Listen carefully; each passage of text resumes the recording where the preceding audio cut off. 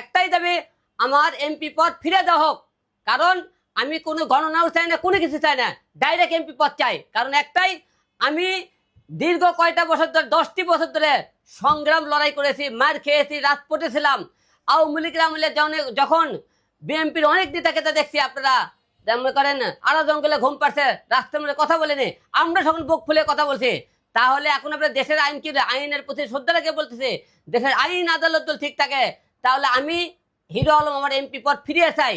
কারণ একটাই দাবি, ইশরাককে যেহেতু ফিরে দেওয়া আছে, আমাকে কেন ফিরে দেওয়া হবে না?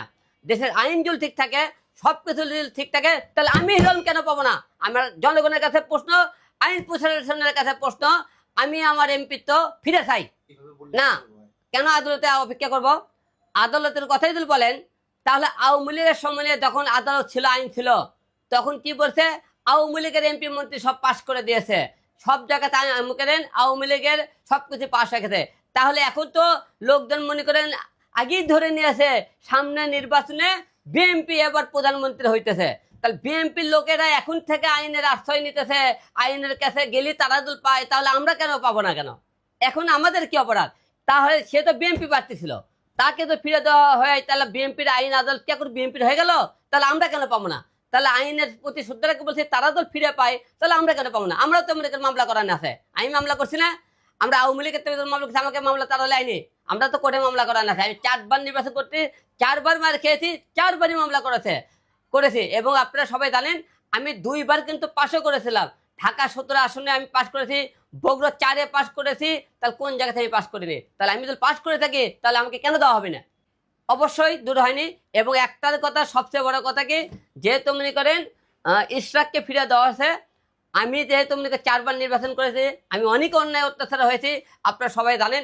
আমি যদি এমপি হওয়ার যোগ্য হয়ে থাকি, প্রার্থী দল ফিরে পাওয়ার জন্য যোগ্যতা থেকে থাকে আমার, তাহলে আইন আদালতের কাছে শ্রদ্ধা জানাবো, আমার প্রার্থীটা যেন ফিরে দেওয়া হয়, আমি এমপি পদটা ফিরে চাই। ধন্যবাদ সবাইকে। আমাকে যদি এমপি পদ ফিরিয়ে না দেওয়া হয়, তাহলে বলবো দেশের আইন আদালতের প্রতি শ্রদ্ধা নাই, দেশের আইন আবার একতরফা হয়ে যাইতেছে। আওয়ামী লীগের টাইমে আওয়ামী লীগের আইন শুনছে, বিএনপির টাইমে বিএনপির আইন শুরু হয়ে যাইতেছে। বিএনপির লোক তো বিএনপির টাইমের সামনে সবাই তো ধরেই নিচ্ছে আপনার বিএনপি এমপি হবে, সবাই তো ধরেই যাবে, বিএনপির এমপি হয়ে যাবে, বিএনপি প্রধানমন্ত্রী হবে, সবাই তো ধরেই নিয়েছেন। না হলে বিয়ে করেন বিএনপির লোকে ডাইরেক্ট দিয়ে দিল। আমরা তো অনেক স্বতন্ত্র প্রার্থী করেছি, অনেক মেয়ের খেতে, আমাদের কেন দেওয়া হলো না? ভাই, আপনারা সবাই বলতেছে এবার বিএনপি এমপি, বিএনপি প্রধানমন্ত্রী, অনেক নেতা এমপিরা আগে থাকে স্টার দিতেছে। আমরা ভাই এর দেখা কথা তো, মনে কি অলরেডি বিএনপি শাসন শুরু হয়ে গেছে। তো যেখানে যান আইন আদালত এবং হাটে বাজারে যে কোনো জায়গায় যান, বিএনপির দখলে এখন। তাহলে আপনি নির্বাচনে আর কি বাকি আছে? বিএনপির আমলে আশঙ্কা কমে কি? বিএনপিরা তো অলরেডি মারছে, আপনারা সবাই জানেন। বিএনপির আমলে আমি করছি না আশঙ্কা হবে কিনা, বিএনপির আমলে তো মারি খেললাম।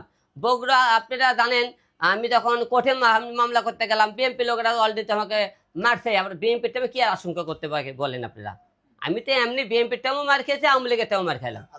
সত্যর পথে কথা বলতে গেলে যদি হিরো আলম মার খায়, মৃত্যু হয়ে যায়, কিন্তু অন্যায়ের প্রতি প্রতিবাদ হিরো আলম আগেও করেছিল, এখনো করবে। অন্যায়ের কোনোটাই প্রশ্রয় পাবি না।